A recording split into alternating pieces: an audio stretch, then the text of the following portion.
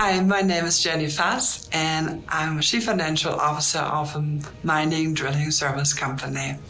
I always wanted to have an impactful and influential position to help others to grow. However, 2 years ago, I wasn't in that place. I lost my confidence. And then luckily, I found Alessandra Wall. We had a conversation. I told her about my struggles and where the gap is, how to get there. And so we created a plan. And then a little bit fast forward, I got promoted to lead a large transformational program. That's not the end of this success story here.